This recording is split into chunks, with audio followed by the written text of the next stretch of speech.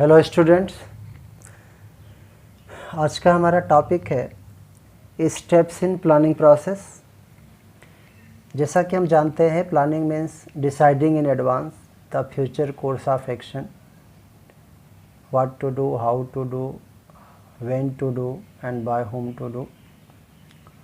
तो क्योंकि प्लानिंग एक प्रोसेस है तो इसमें स्टेप्स भी हैं। फर्स्ट स्टेप्स है setting objectives. The first step of planning is setting objective. Objectives may be set for entire organization and each department within the organization. Planning का जो सबसे पहला स्टेप है वो है ऑब्जेक्टिव सेट करना, गोल सेट करना। ऑब्जेक्टिव हम पूरे ऑर्गेनाइजेशन के लिए सेट कर सकते हैं या उस ऑर्गेनाइजेशन में जितने भी डिपार्टमेंट्स होते हैं सबका अपना अपना भी ऑब्जेक्टिव होता है। एक ऑर्गेनाइजेशन का ऑब्जेक्टिव होता है जो ओवरऑल ऑब्जेक्टिव है, एंड उस ओवरऑल ऑब्जेक्टिव को अचीव करने के लिए जो डिपार्टमेंट्स हैं किसी भी ऑर्गेनाइजेशन में अलग अलग, उनका भी अपना अपना ऑब्जेक्टिव सेट किया जाता है। ऑब्जेक्टिव से ये हमें पता चल जाता है कि जो ऑर्गेनाइजेशन है वो क्या अचीव करना चाहता है।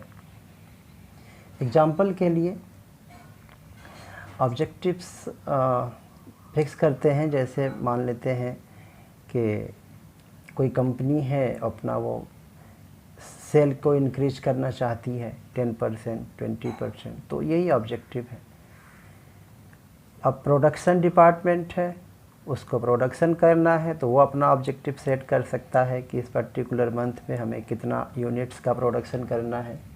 इस तरह से ऑब्जेक्टिव सेट किया जाता है। ऑब्जेक्टिव यूनिट्स, एम्प्लॉइज और डिपार्टमेंट्स सभी के लिए सेट किया जाता है, क्योंकि अगर हमारा ऑब्जेक्टिव क्लियर होगा तो काम करना हमारे लिए इजी हो जाता है।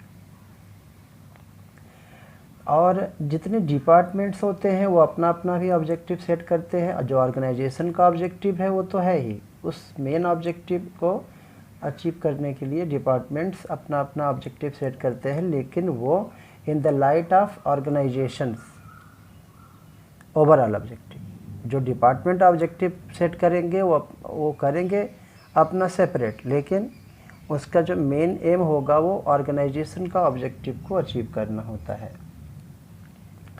तो मैनेजर्स अपना आइडिया शेयर करते हैं ऑब्जेक्टिव सेट करते समय, और उनको ये बात समझना बहुत ज़रूरी है कि वो क्या क्या एक्शंस ले सकते हैं ऑब्जेक्टिव को अचीव करने में, क्या कंट्रीब्यूट कर सकते हैं वो। सेकंड स्टेप है प्लानिंग प्रोसेस का डेवलपिंग प्रीमाइसेस। तो प्रीमाइसेस क्या है ये जान लेते हैं हम लोग पहले। Premises are assumptions made about the future on the basis of which the plans are drawn.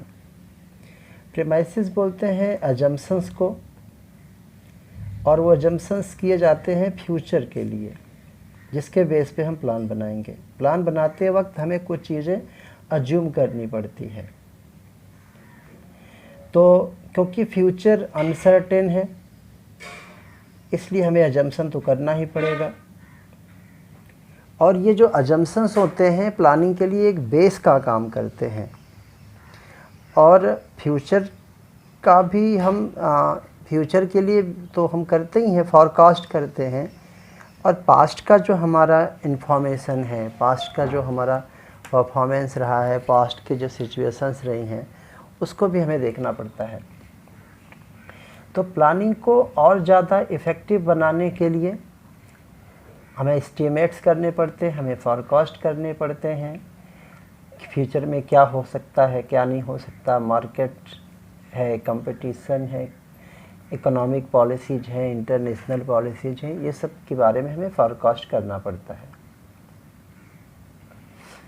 तो जैसे कि एग्जांपल के लिए हम अपना ये सेल इंक्रीज करने का प्लान कर रहे हैं, तो उसके लिए हमें ये एक गेस करना पड़ेगा कि मार्केट में और भी हमारे कंपटीटर्स हैं, उनकी क्या स्ट्रेटजीज हो सकती हैं, उसके बारे में हमें फोरकास्ट करना पड़ेगा, प्रिडिक्शन करना पड़ेगा।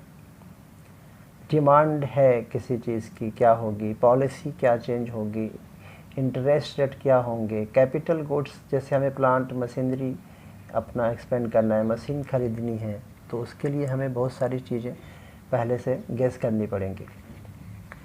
थर्ड स्टेप है प्लानिंग प्रोसेस का, identifying alternative courses of action.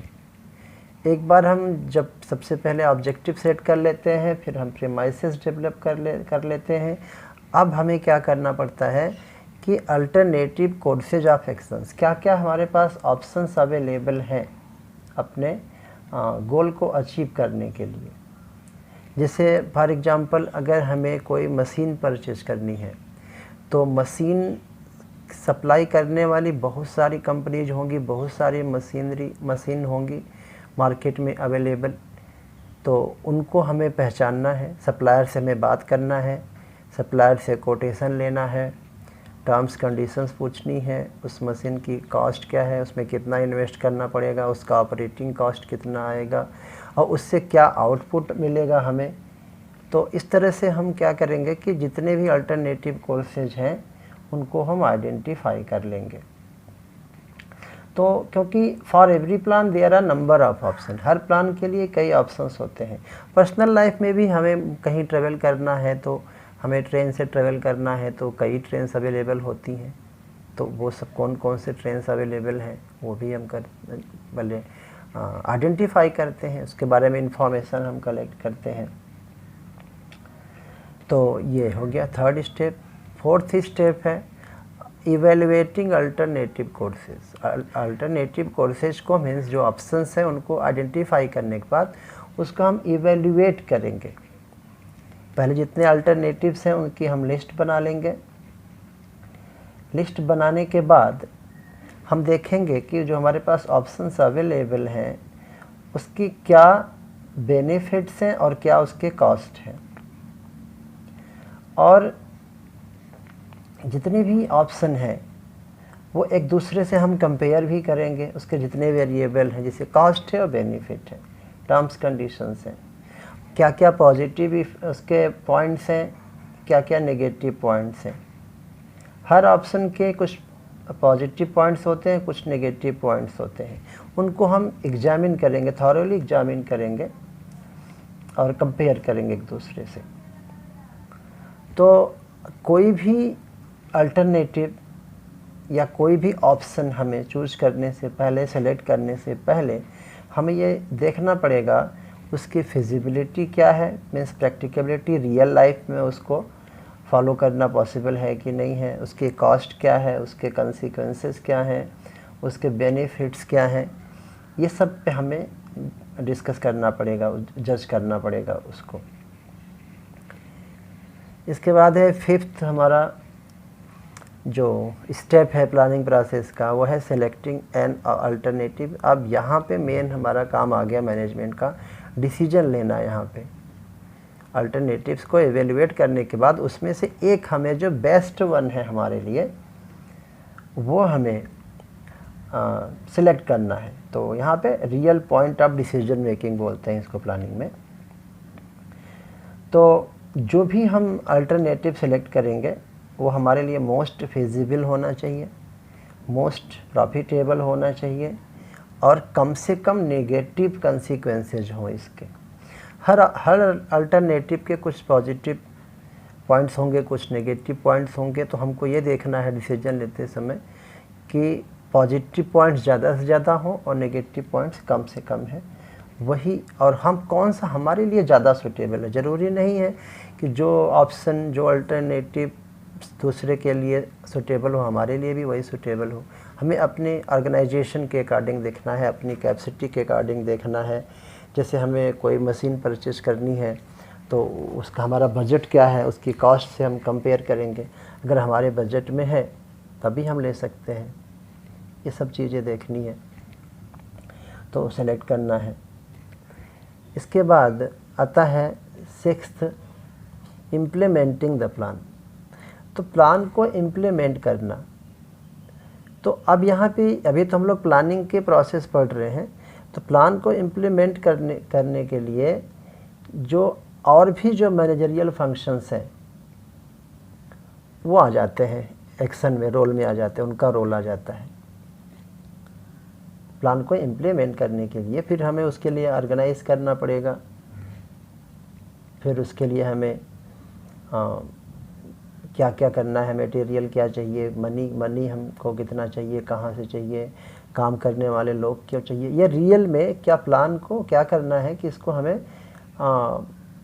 Action में लाना है, एक्टिवेट करना है, और वो वर्क स्टार्ट कर देना है उसको। तो ये हो गया 6th। और 7th है फॉलो अप एक्शन। ये प्लानिंग का लास्ट स्टेप है। इसमें हमें ये देखना होता है कि whether plans are being implemented as per plan, और whether the activities are performed according to schedule. तो मॉनिटरिंग करनी है, मॉनिटरिंग द प्लान, क्योंकि जब तक प्लान को हम अच्छे से इम्प्लीमेंट नहीं करेंगे, उनको मॉनिटर नहीं करेंगे, तब तक हमारा ऑब्जेक्टिव अचीव होना पॉसिबल नहीं है। तो ये है प्लानिंग के स्टेप, प्लानिंग प्रोसेस के स्टेप, 7 स्टेप्स हैं, और आई होप कि आप इसको समझ गए होंगे।